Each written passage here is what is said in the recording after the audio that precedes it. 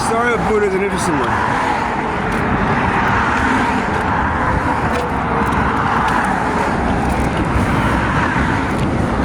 He was destined to be a king. He was the son of a king, the prince,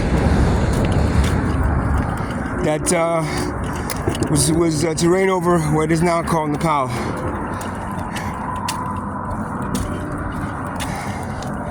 But after realizing the poverty that was out there and how his father lied to him, he left.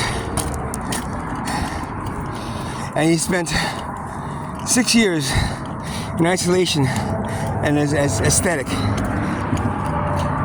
Someone that starves themselves to reach enlightenment. Now the whole concept of starving yourself to reach enlightenment is understanding that side of poverty, that side of suffering, that side. Once you understand it well enough, you're able then to rise above it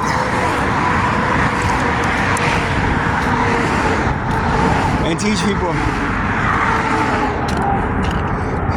not just how to rise above it,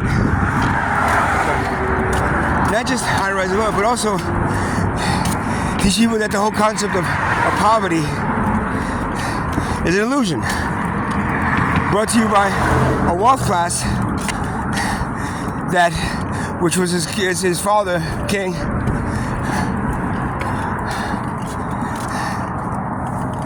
imposes on human beings.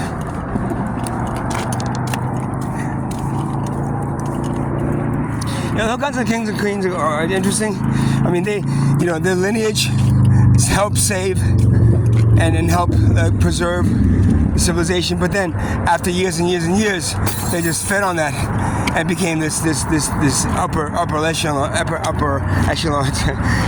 elitist class that lived so much better than the rest of the poverty around them. Now, on Buddha, and then after 6 years, he realized that wasn't attaining the enlightenment that he wanted. So he then, under the Buddhist tree, faced his demons, embraced them, and then that's when he reached enlightenment. Now, the thing of it is, if Buddha did not go through the 6 years of being aesthetic, would he have been able to then understand enough to fight and face those demons under the Buddhist tree? Probably not. So at any point in the 6 years, his family could have went to him and said, "Yeah, stop doing that. You're killing yourself. Come back to being the prince, and don't worry. You'll reign supreme, and everybody will love you." Blah blah blah. And we don't know. As far as we know, no one did that. But if somebody did that and pulled them out and put him back, then Buddha would never exist, right? The concept of Buddha and Buddhism would have never existed. So if he didn't do the aesthetic thing, if he didn't suffer, if he didn't do what he did for those 6 years, there might have been no Buddha. If somebody stopped him, if somebody would listen to his family and said, "Don't leave, stay here, be the prince," the Buddhism would have never existed.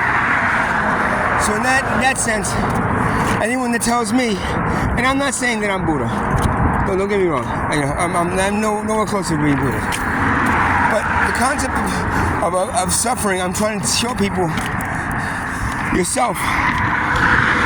I wouldn't be able to talk about homelessness like I talk about it if I wasn't homeless. See, I would not be able to talk about it. I would not be able to express how fucking miserable it is to be poor, how miserable it is to be this thing that everyone kind of shuns and ignores and points your finger at. "Oh, get a job, you stupid slob. Go to rehab, man. Come on, you need to go to rehab, Buddha. Come on, Buddha. Come on. Stop all this crazy stuff about starving yourself, man. You ain't reaching nothing, man. Come on, Buddha. Be the prince, man. We want you to be the prince." Then he wouldn't have been Buddha. Yeah? Understand?